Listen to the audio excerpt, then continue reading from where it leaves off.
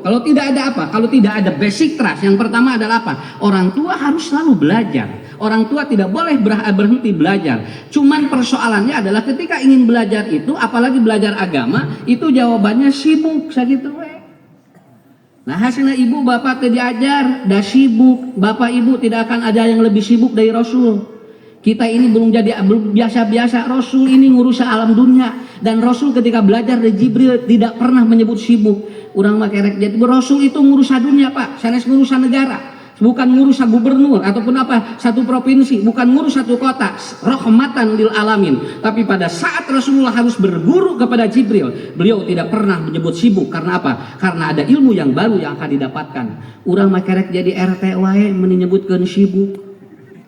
Hayu sina urang pengajian sibuk, hayu sina urang tolabul ilmi sibuk. Kesibukan itu akan membuat kita tidak terjadi connecting, sehingga nanti banyak ilmu yang tidak didapatkan. Bapak, ibu yang dirahmati Allah, yang pertama basic trustnya adalah apa? Siru abaukum wa tasiru abnaukum. Orang tua tidak boleh berhenti belajar, karena selalu ada ilmu yang baru dalam pola pendidikan. Itu yang pertama.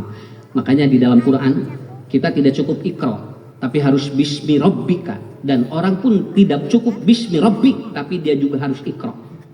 Artinya ibu bapak, ketika kita kurban tidak cukup karena Allah, karena butuh bimbingan agama. Salah satunya yaitu menyembelih pun itu kalau ingin sah, maka dia tidak boleh disembelih sebelum sholat id itu selesai. Itu kan dari ikra dan bismi rabbika ladi olah. Kemudian yang kedua, basic trust yang kedua adalah apa? Ar-rajulu ala dinil khalil falyandur man yukhaliluhu. Bapak ibu perhatikan dengan siapa anak kita bergaul, dengan siapa anak kita itu bersama, dengan siapa anak kita itu kemudian dia saling bersentuhan feromonnya, dengan siapa dia hormon ataupun feromonismenya dia sering bertukar itu dengan siapa. Kenapa? Karena 5 teman dekat anak kita itu akan menentukan nasib anak kita, apakah dia buruk atau tidak. Jadi ada 5 teman dekat anak kita, Pak. Kalau dia itu teman dekatnya salah, maka anak kita akan salah dan masa depannya akan buruk. Kenapa? Karena emang ini kuncinya. Jadi jangan sekedar banyak teman, banyak pun kalau ternyata itu bagus semuanya, tidak, tapi ternyata anak kita tidak banyak teman, tapi anaknya buruk itu teman-temannya. Kenapa? Ar-rajulu ala dini khalil falyanzur man yukhalilu. Kata Rasulullah, orang beragama saja itu kan tergantung dengan siapa dia. Dan itu ternyata karena apa? Karena teman itu satu pembentukan karakter. Kan kalau sering bertemu kan karakter jadi pindah. Ya, karakter bisa pindah. Nanti kalau bertemu dengan orang-orang yang buruk, maka dia akan buruk terus, Pak. Yang kedua, berteman itu adalah energinya menular. Ibu saja duduk, bapak duduk. Kalau dari kita dari rumah bahagia, gigiran urang rudat, eta milu rudat, eta teh. Namun sababna nular Pak energina. Ya. Tadi mati bumi deni bunga teh begitu celek di dia. Nah, jauh rudat hate teh gigiran urang rudat eta teh Pak. Jadi nular ka urang. Tapi dari rumah urang rudat bu, gigiran urang pek teh jalmi anu bunga. Akhirnya apa? Dia jadi tertular. Kenapa? Berteman itu dia saling menularkan energi. Yang ketiga adalah apa? Ataupun kata Ibnu Qayyim, berteman itu adalah saling mengikuti emosinya dan dia saling mengikuti pikirannya. Itu berteman. Dan yang paling luar biasa, berteman itu mewariskan attitude antar satu kepada yang lainnya. Makanya ada 5 teman dekat anak kita yang itu akan berpengaruh terhadap karakter dan akhlak anak kita. Maka kalau dia bergaul dengan yang salah, nasib hidup masih salah, Pak. Kalau dia bergaul dengan 5 anaknya yang soleh, maka anak kita akan soleh. Begitu. 1 ibunya yang harus soleh, 2 ayahnya yang harus soleh. Nanti sisanya biarkan dia cari yang soleh lagi. Ya, 1, kenapa Kan'an durhaka? Karena istri Nabi Nuh durhaka, Pak. Kenapa anak Nabi Lut durhaka? Karena istri Nabi Lut durhaka. Karena istri yang durhaka lebih dominan, itu anak bisa durhaka.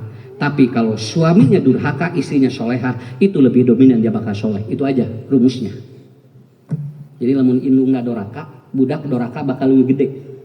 Tapi lamun bapana doraka, indungna solehah mah bakal gede solehna. Kenapa? Karena energi ibu lebih kuat ke anak daripada ayah. Begitu aja. Tapi bapak-bapak tong atoh ya. Alhamdulillah sih. Dek dora kawe dek pun bojo solehah entong gitu. Maksudnya kalau soleh dua-duanya bagus begitu aja. Dan itu lebih cepat. Karena Nabi atau Luqman bin Hakim 18 anaknya soleh. Karena istri dan Luqman itu dua-duanya soleh dan solehah. Dan yang terakhir basic trustnya adalah apa? Dulu saya lagi di asrama Pak, di pesantren. Ada kiai ngomong begini. Kalau Anda pingin anak soleh, maka jangan berhenti berdoa. Kenapa? Karena doa itu adalah center of spiritual excellence. Jadi doa itu tidak terlihat, tetapi itu adalah sebagai center dari spiritualitas yang hebat bagi anak kita. Ibu, bapak, urang ulah lepas ngadoa we unga dintennya. Jadi dina sujud teh sok sisipkeun doa keur budak. Ulah haben we minta sehat keur urang, minta beunghar ari budak poho tara didoakeun. Padahal anak ada di pinggir kita, tapi yang diminta oleh kita setiap hari apa? Robbi firli. Ya bagus itu Pak. Robbi ju atau Allahumma rzukni. Ya Allah mudahkan hidup saya, ampuni dosa saya. Kemudian gampilkan urusan abdi. Kadang-kadang kita berdoa gitu, tapi lupa Pak kita mendoakan bu anak kita. Makanya selapkeun bu ngadoa kanggo murang kali Pak. Setiap bersujud selapkeun ngadoa keur budak. Ketika bersujud maka sisipkan doa untuk anak kita. Robbi habli minas sholihin. Di Quran ada 18 doa untuk anak. Tapi di Quran hanya satu doa untuk orang tua dari anak. Ini menunjukkan anak tidak boleh berhenti didoakan oleh kita. Inilah basic trust yang diajarkan oleh Rasulullah. Maka dalam hadis ad-du'a'u mukhul ibadah. Doa itu adalah sumsumnya ibadah. Yang pertama, jangan berhenti belajar. Yang kedua, lihat dengan siapa dia bergaul dan berteman. Dan yang ketiga, Bapak Ibu, jangan berhenti berdoa untuk anak kita. Maka kurban sapi dan kambing itu, ini hanya sebuah simbol yang nanti intinya mudah-mudahan anak kita soleh. Amin. Darahnya itu yang sampai kepada Allah mudah-mudahan bisa ngalir ke darah anak-anak kita menjadi darah kesolehan. Dan saya yakin karena apa? Bapak Ibu mengeluarkan kurban ini itu adalah melepaskan dan itu adalah rezeki bagi kita. Karena yang disebut rezeki bukan apa yang kita terima. Rezeki itu adalah apa yang kita berikan.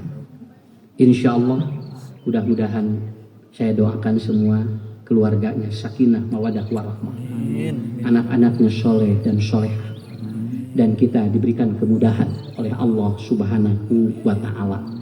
Demikian yang dapat saya sampaikan. Mohon maaf apabila ada kekurangan. Insya Allah doa-doa kita akan diijabah, dosa-dosa kita akan diampuni oleh Allah Subhanahu wa Ta'ala, dan kita akan dikumpulkan kembali oleh Allah di tempat yang paling mulia. Allahumma ahsin